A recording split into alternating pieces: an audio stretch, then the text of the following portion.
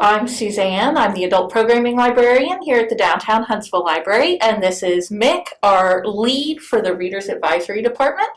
And what are we talking about today, Mick? Well, because September is National Translation Month, specifically September 30th is International Translation Day. Did you want some trivia? I do. That is the feast of St. Jerome, who was a Bible translator. Oh, interesting. Yes, so if you need to pray to the patron saint of translators, it would be St. Jerome. Anyway, personally, I became interested in foreign language books. I think like most people, when you take foreign language in school, in my case it was Latin and French. And the first time I had to read a book in a foreign language, I discovered the importance of the translation. In my case, it was an Agatha Christie novel that I'd already read, hoping that would help me. No, not necessarily. But we want to give, this month, libraries give credit to the people that translate the books. This gives us an opportunity, and everyone an opportunity, to read books, literature from cultures that normally we wouldn't be able to experience. It's kind of I think we were discussing this earlier, it's kind of a balance sometimes. They're trying to create the original text when foreign language has distinct characteristics to it, so trying to adapt that. It's like a balance that what needs to be stated exactly and what kind of needs to be understood underneath what's going on. And this can be quite a challenge, especially when you're trying to deal with play on words, humor. Proverbs are really irony. difficult. Can you imagine irony that sometimes I don't get anyway in my own given language, much less in a foreign language? So let me talk about the four. What we did was we picked four, and we do have a large collections of books in the library that are translated from different languages. I chose French first, and this is The Threads of the Heart by Carole Martinez. The actual translated edition came out in 2012. Martinez is a teacher of French in Paris, and this is translated for the French by Howard Curtis. He's a Brit. He specializes in French, Italian, and Spanish. And I think we were talking about this earlier. I love his quote. He says, "If we want to respect the author, then the less the reader is aware of reading the translation, the better." The style is called magical realism. It sounds like something you'd be interested. It tends to be, as you would imagine that term means, talks about very true reality with magic thrown in. In fact, they said it's like if you take Garcia Marquez and Carson McCullers and they had a baby, it would be Carole Martinez's first novel. The gist or plot is the main character is Frasquita, is her name, and she is born with a gift of being able to take rags into this clothing that will make you beautiful. It will hide any disabilities that you have, and a great gift, but the people around her unfortunately are a bit jealous. So she and her 5 children go on a quest to find a better life, and that's what that book's about. Sounds interesting to me. Next, I have Fever at Dawn by Péter Gárdos. Came out about 2016. He's a writer and director in Budapest, Hungary. It was translated from the Hungarian by Elizabeth Szasz, who's a freelance translator based in Budapest. And I like the plot of this one. The main character is a 24-year-old Hungarian who survived the death camps. His name is Miklos. He's given a terminal lung illness after all that, so he knows he has only about 6 months to live. It sounds very depressing, but he gets names of 117 Hungarian women who are in Hungary recovering from the camps. And he writes them a letter.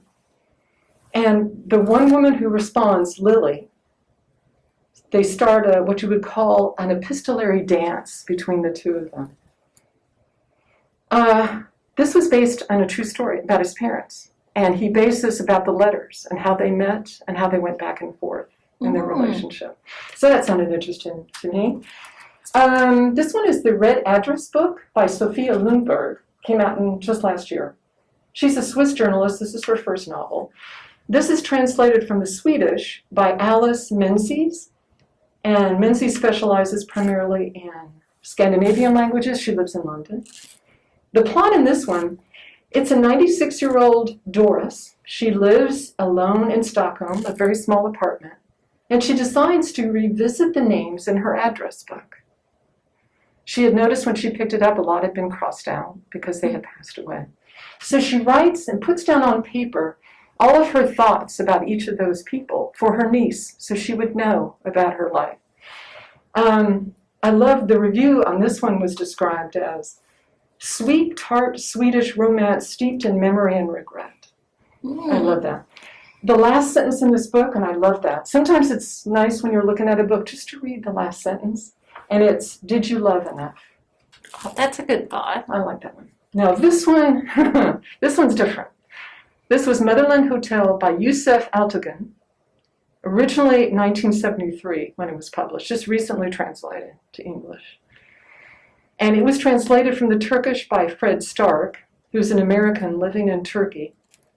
Again, one of those quick reviews. If you had Camus and he meets Orhan Pamuk via Freud, this is for you.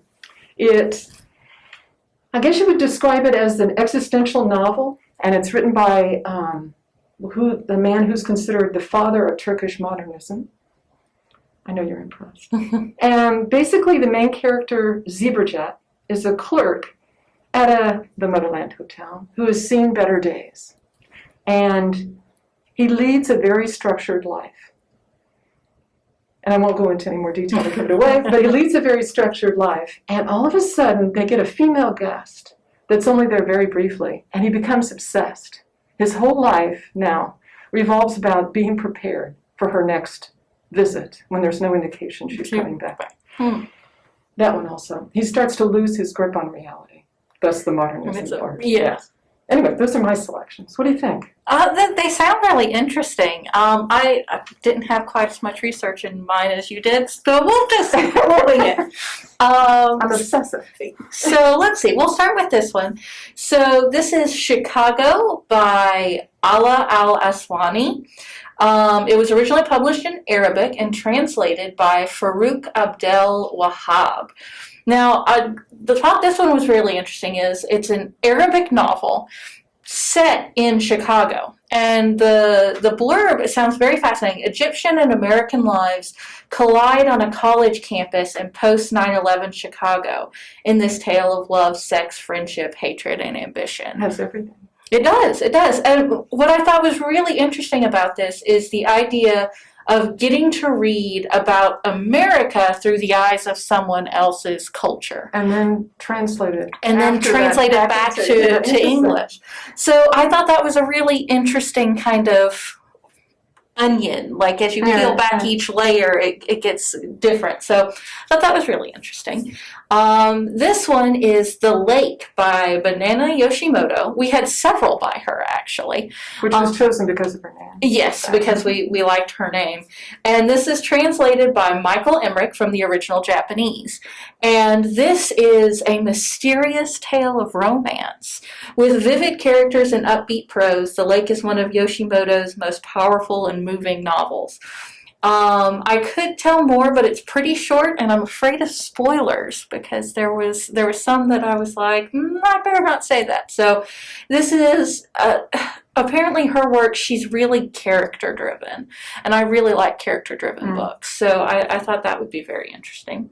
Now this one is a very interesting one. This one is Dream of Ding Village by Yan Lianke. I think I just butchered that. I apologize.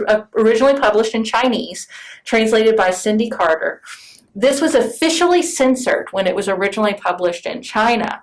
And this novel tells the story of a small Chinese village ravaged by HIV and AIDS as a result of unregulated blood selling. It's based on a true story and the result of 3 years of undercover work. Thus the being banned. Right. thus the being banned part. So basically this village was incredibly poor. So somebody had the bright idea of, hey, we are going to become the blood capital of this part of China, and we're going to get all of our people to make money by selling blood and plasma. And it was unregulated, so they didn't maintain proper cleaning procedures and sanitation and everything. So this village is ravaged by HIV and AIDS. And so, of course, people are going to take advantage of this situation to make money, to hide it, to become more successful in politics by utilizing it as a weapon against others. And so it's got a little bit of everything. And the fact that he spent 3 years undercover investigating a real life scandal and based his book around that, I thought that would be a really interesting read. And then for my last one, it is The Collected Stories of Stefan Zweig, translated by Anthea Bell from the original German. I didn't know who Stefan Zweig was, so I had to look him up because I was like, I don't know who that is. Apparently, he was an Austrian novelist, playwright, journalist, and biographer. At the height of his career in the 1920s and 30s, he was the most widely translated author in the world. Wow. Yeah, who knew, right? So this is a collection of his short stories. He fled the Nazi Party in the 30s.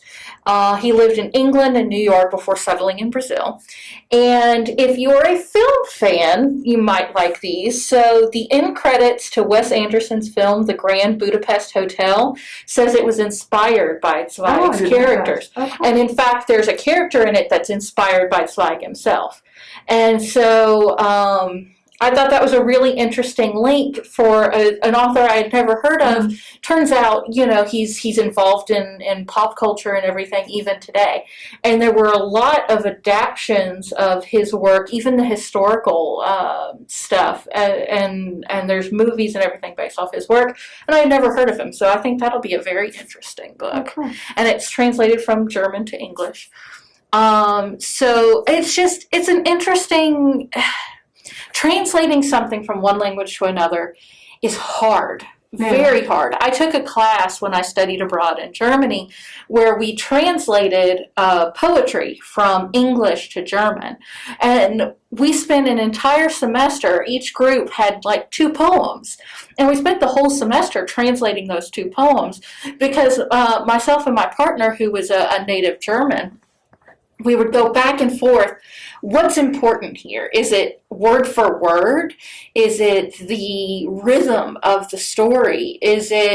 Should we change out this particular word because it's something that, while incredibly common to American audiences, are less common to German audiences, so they're not going to appreciate the reference as much? Should we switch that to something similar but not exact that they will understand more? Yeah, that was with the translation of the Agatha Christie. Imagine mystery and the clues, and yet the English part of it was altered slightly, though I think the French are more knowledgeable about English lifestyle and stuff.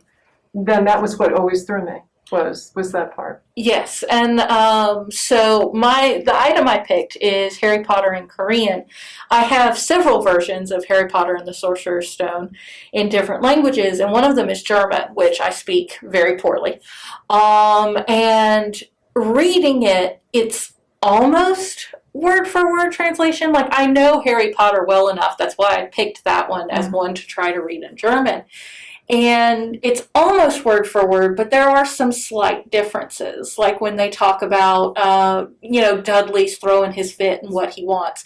And so trying to figure out, why did they change this as opposed to that? Why is it different? And I read a lot of manga from Japan, which gets translated, and there's some weird things there in like how you refer to somebody. Like, it's more polite to not use their name.